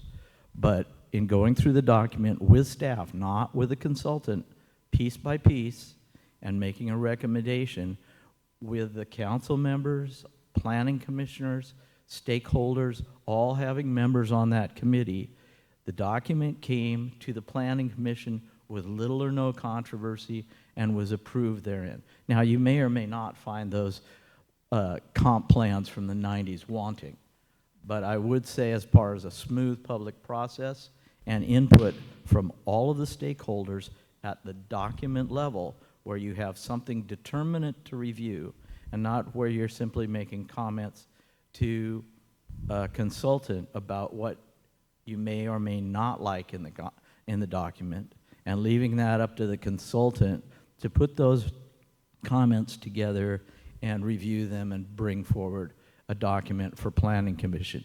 Nowhere until this document gets to the Planning Commission is there any real determinate citizen review. So I would hope that you would look forward into the past and include that at that step. I think that is crucial for buy-in from the community. Otherwise, you simply have anecdotal comments. And believe me, I've seen the Planning Commission review a document that hasn't been citizen reviewed. And at times, it's not been very pretty. So I would encourage you to have another step of stakeholder and citizen review. Thank you. Got it. Thank you. All right. Anybody else before I turn it back to Mr. Coleman to see if you finished your presentation before all the questions? I'm not sure that you did, but I think, yeah, you got to come back up, though. I don't see anybody else. All right. So that pretty much concludes my presentation. I just wanted to point out that, you know, we've received $125,000 for the comp plan update and $500,000 for the climate element update. We've executed contracts with makers to update large parts of the comp plan and write the new climate element. The land capacity analysis presentation again on Wednesday night, and then the open house on Wednesday, June 5th, where we'll be talking about basics of comprehensive planning. the new state requirements for climate planning in the comprehensive plan, the initial findings from the land capacity and housing needs analysis, and a little bit more about what the next steps are and how to stay informed. This is a snippet from the notice that we put out on our website and in the news flash, and published in the newspaper explaining what's going on.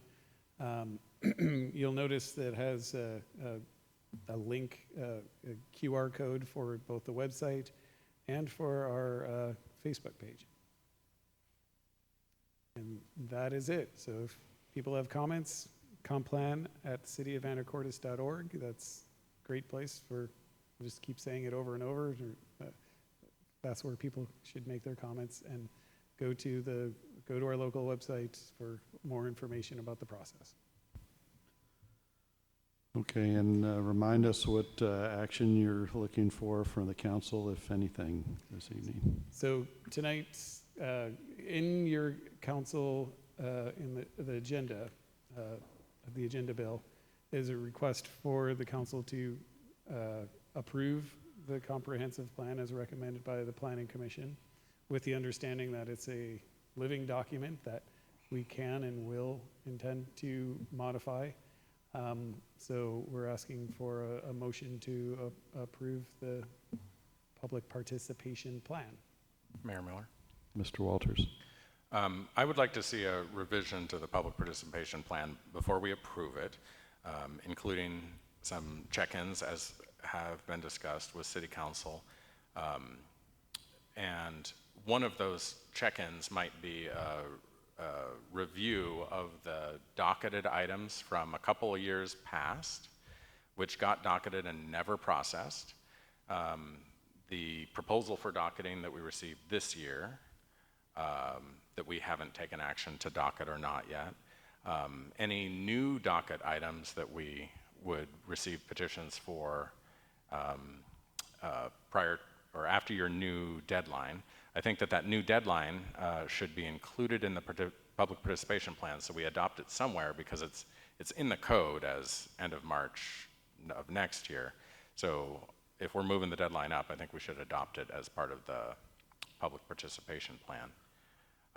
And I don't have any problem, and I think it would be desirable to adopt it by resolution, because then we would have a document that we can refer to in our resolutions database, and I would be okay adding some language saying that, you know, this is a fluid document, the schedule and approach might be evolved by staff as circumstances warrant, but when we adopt something by motion, there's not necessarily a fixed version of a document for us to look back on, which is why I would prefer to adopt it by resolution.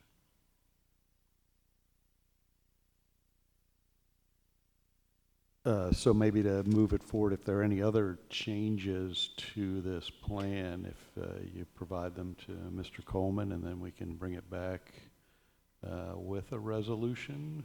Mayor Miller, Ms. Hubick. would it make sense to help clarify some of this stuff to take the preliminary project schedule, the one that's got 2 columns on it with the activity and the time frame, and maybe add a column for recommended participants, so that it's clearer where council's input would be encouraged or expected, or is that too much? Which I didn't hear you. Within the packet that we have, Wait. after the breakouts for the outreach method and the communications tools, this right here that's on our screen, instead of having 2 columns alone, could you add a 3rd column in the middle somewhere with recommended participants, to where you would have a column with stakeholders, stop, or public, hash, council members, something like that, that would help clarify who the intended target is for each of these steps. Mayor Miller? Mr. Walters. I think that is not a bad idea, but I think additional rows delineating the check-ins will also be necessary. Mayor Miller? Mr. Fantini. I kind of want to go back to Mr. Wetcher's comment a little bit, because I very much feel that the more voices that we have involved with this, the more opportunities for the community to review. I kind of was under the impression that there was, and maybe I read this wrong, but that there is a community review element, but is that something that we don't currently have on the agenda? Like, is that not a thing? So we don't have people from the public come and sit down with staff and try to rewrite it with us. That's not how this process works. We bring it to the Planning Commission, and the advisory board for the CPAT will, the climate policy advisory team will be reviewing these things. So there is a group of people to be reviewing, at least for the climate element. And then the rest of the elements would be the typical process of, we make the drafts available ahead of time for people to review and comment on. And people can submit written comments if they want to go through it and make suggested edits and mail it in, submit it in to either complan at cityofanacortes.org, or if they want to communicate with the Planning Commission during that review process. And then the Planning Commission will have that information to determine, what they think should be added and not added, or subtracted, or whatever. And so to synthesize the comments into the document after, of course, staff will try to guide them through that process and add the changes.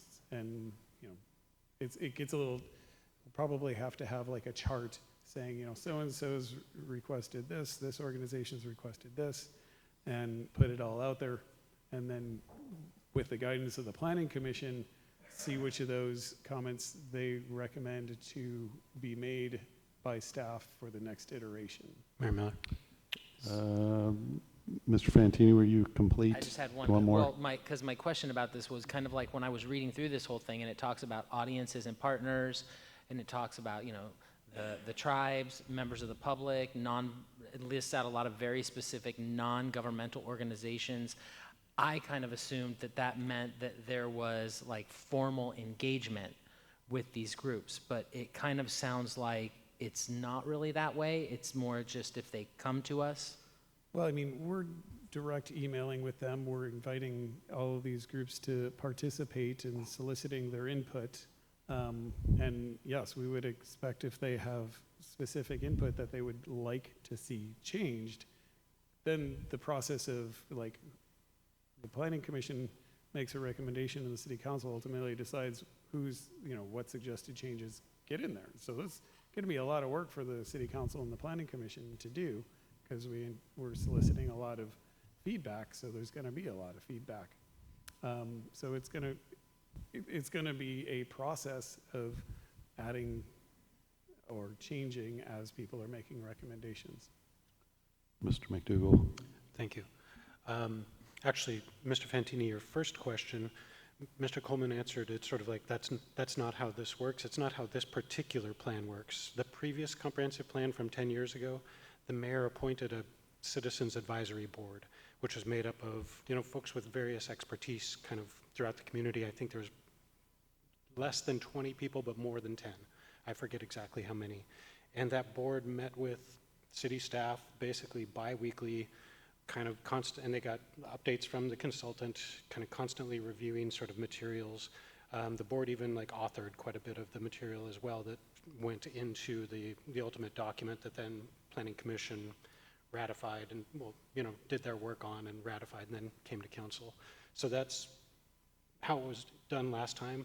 That is optional. It's not like that is a requirement, but that is something that we could do. It's not in this current proposal though. Mr. Walters. And I think Mr. Wetcher's point is well taken. However, we are doing that process for the climate element because it's a new element. And I think Mr. McDougall explained it well. We did that before for all the other elements because we were writing them from a blank sheet of paper. And I still don't anticipate anything at that level for this plan. If it became that level, then yeah, we would need to have some more intense public participation. But still, it will be a very significant challenge for the Planning Commission. I appreciate Ms. Martin's suggestion that planning commissioners meet with the City Council's Planning Committee, but the Planning Committee has not been involved in the comprehensive plan update thus far, and there's no role outlined for the City Council's Planning Committee in this document for the comprehensive plan update. So a little bit of disruption at the end of the table here, sorry. So the point there being that a lot of the work still, as Mr. Coleman has pointed out repeatedly, will fall on the Planning Commission. The Planning Commission will have a big job to do. And planning commissioners aren't paid, they're entirely volunteers. They maybe don't take as much abuse as we do, but there's some of it. There's no shame in opting out of that if anybody can't put in the time as well, because it is something that we are counting on the Planning Commission to do. Mayor Miller. Ms. Cleland. Thank you. I like what Mr. McDougall said. You know, to me, the comprehensive plan is our opportunity to articulate the values of our community for the next 20 years. What do we hold to be most important to improve, to maintain, to preserve? And those values then inform our capital facility plan, our budget, our growth, our staffing, all of that. And then the development regulations that come after the comprehensive plan are the way we write the nitty-gritty, the permitting process, the development that hopefully aligns with the values that are stated in our comprehensive plan. And then Mr. Walters brought up the next point that I really kind of was curious about is the current page looks good, except it doesn't have the 2016 comprehensive plan. And so I guess my question is this: maybe we need to provide that existing plan because it's for from 2016 to 2036. Obviously, we overlap 10 years. Are we at this point planning to take that plan and make modifications, or are we expecting folks to start from the beginning with a blank sheet? If so, I think we did a lot of really good work on the 2016 plan. Are you saying we are going to start from there? We're not. We're going to start from the 2016 plan. And we have 2 documents that we've been working on with the consultant and in-house, reviewing the current comprehensive plan to make sure that it's meeting all of the required updates for the 2025 update. So that's everything from just new code changes regarding housing. There's requirements to make sure that there's not any racially disparate impacts in the comprehensive plan, so we're doing that RDI analysis through it. And so we're doing basically an audit of our existing to make sure that there's not things that absolutely need to change to meet current regulations, and then more work on what we need, what we want to do. So that's really helpful because that's the first time I've heard that we're taking that existing plan and doing that audit. Will we then I'm assuming we'll get some report out as to where those issues are going to show up in the plan that need modifications? Yeah, so there's like a spreadsheet or a crosswalk saying how each of the elements are meeting these new requirements. And will that be at one of these workshops then, or open houses? We're still working on that, reviewing that the consultant's putting together. Okay. I guess when there's an open house, I always feel like it's hard to start with a blank slate. It's nice to have something for folks to at least have a conversation over to spark ideas. So I would like at least to see that 2016 comprehensive plan easily accessible on the 2026 website up front. And I guess going back to the follow-up, maybe it's that we need to have an update between workshops so that we understand what has been, I'm sure most of us will attend it, or if we can, we will attend it. what those workshops are being, the subject matter is, and then if we've got any insight as a council, as a full council, about what information we would like to be able to gather or convey at the next workshop. Any insight to how this new comprehensive plan is relating to the existing plan, I think is helpful, at least for myself, to understand what direction we're going, because this is our first opportunity to discuss it.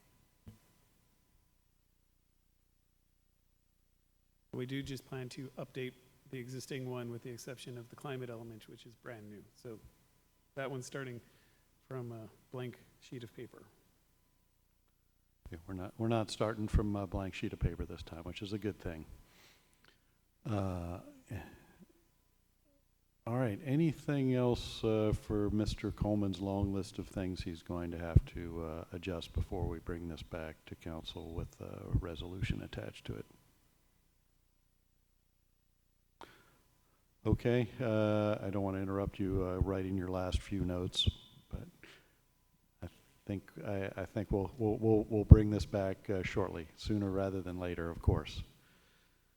All right, thank you. Thanks for the discussion. Next up is item 6B. This is a contract modification, R Avenue Long-Term Improvement Project, Consultant Services. Discussion item, possible action. Mr. Rayum. Good evening, Mayor and Council. Before you tonight is a contract modification in the amount of $54,300 for H.W. Lochner for two purposes. The first and larger portion of the modification is to pay Lochner for construction support services during the construction phase of the project, largely requests for information from the contractor to the engineer to make alterations to the plans, and also for requests for information during construction that needed to be reviewed by a design engineer. The other smaller portion of this modification was to design two water mains during construction so that the contractor could replace the water mains as part of the project. The water mains were directly underneath the 30th roundabout, and installing them now instead of waiting to install them seemed prudent during the construction process. And that is my presentation. All right, questions for Mr. Rayum?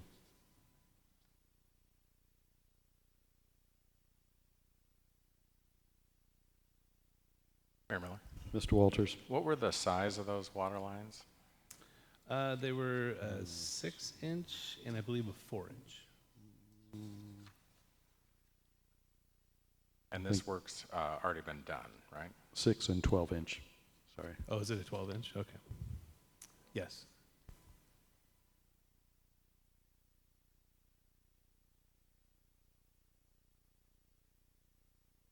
All right.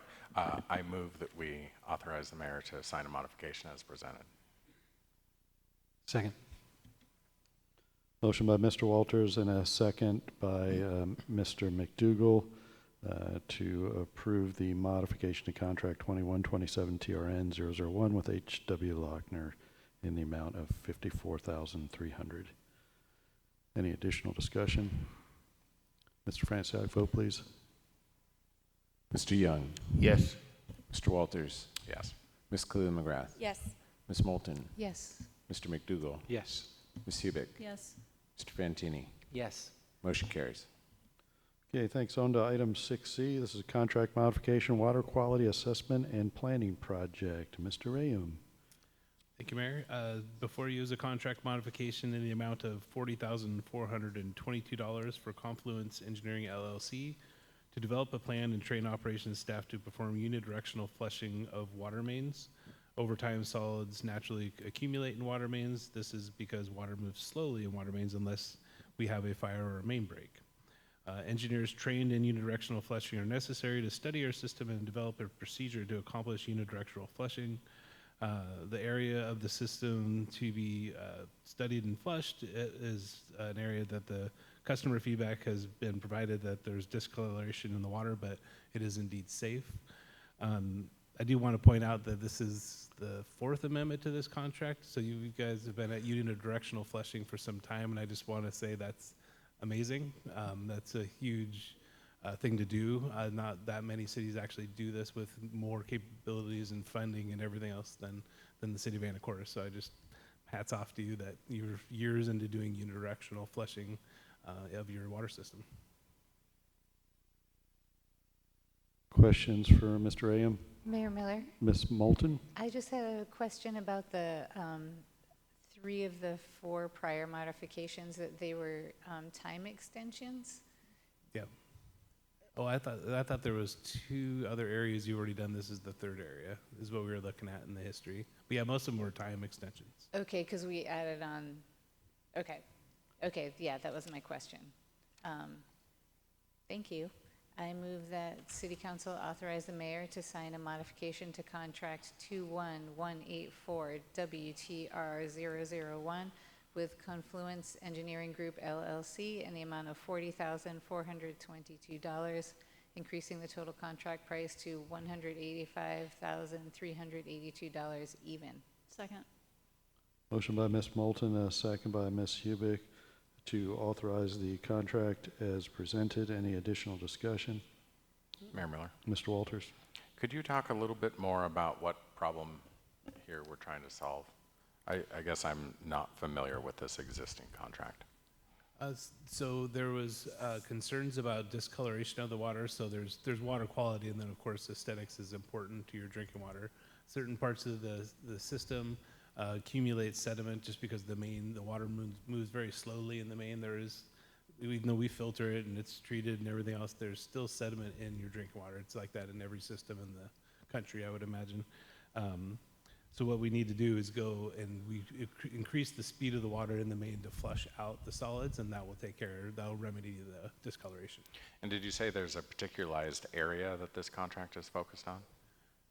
Yeah, they keep moving based on the complaints. If we get complaints and then we see it, that there's an issue, then we'll flush it. Sometimes you can just flush a system by opening a hydrant, but unidirectional flushing is the best way to do it. Right, you flush in response to complaints in a particular area. I guess my question is this contract focused in a particular area, or is it? This modification is, yes. This modification is? Yeah. Okay. The contract in general has been focused on different locations over time, is what I understand. Okay. And since we have been doing this flushing before, why do we need training on this flushing? So it's different in each part of the system, and you literally need a PE. We thought the same thing, like, why don't we just go down the street and open each hydrant? And it's not like that. You have to actually do some You need a plan planning. for a specific geographic area of the system. Correct. Okay. So how much of the city will we have covered then with plans like this? It looked like, we were just looking at the modifications during the meeting. It looks like there was 6 different areas that have been done prior to this contract. Okay. Does that cover most of the city, or? No. No. Does it cover most of the areas that we get these complaints? That's what we're aiming at, is trying to address the troubled areas based on complaints. Okay. Any preview as to what we should expect in the future? Will we need to do more of these amendments for other areas? Likely, yeah, but it's usually kind of, you have like a slower part of the water main system, and usually the slower parts are the slow parts, and then some places that moves quickly, so you won't have these problems. It won't be like the whole city will need unidirectional flushing. Okay, I still have a motion by Ms. Moulton, a second by Ms. Hubick to approve the contract modification as presented. Mr. Franciac, take the vote, please. Mr. Walters? Yes. Ms. Cleveland McGrath? Yes. Ms. Moulton? Yes. Mr. McDougall? Yes. Ms. Hubick? Yes. Mr. Fantini? Yes. Mr. Young? Yes. Motion carries. Okay, final item I have is item 6D. This is Resolution 3155, 2024 Lodging Tax Advisory Committee appointment, filling a vacancy. And since Mr. Coleman's been up here enough, I'll just turn it over to the Lodging Tax Chair. Mayor Miller? Mr. Walters. We have one vacancy on the Lodging Tax Advisory Committee, as noted in the cover sheet. So we've proposed selection from the list of people that applied at the beginning of the year when we appointed the committee. Specifically Christy Southard, who would represent the Port of Anacortes and entities eligible to collect the tax. The resolution would appoint her for the remainder of the year to LTAC. All right, any questions? Mayor Miller? Mr. Young? If there's no further questions, I move to adopt Resolution 3155, approving the appointment of Christy Southard to the Lodging Tax Advisory Committee for the remainder of 2024. Second. Motion by Mr. Young, a second by Mr. Fantini to approve Resolution 3155. Mr. Franciac, vote please. Ms. Cleveland McGrath. Yes. Ms. Moulton. Yes. Mr. McDougall. Yes. Ms. Hubick. Yes. Mr. Fantini. Yes. Mr. Young. Yes. Mr. Walters. Yes. Motion carries. Thank you. No further business being before the City Council. I'll adjourn tonight's meeting. Thank you.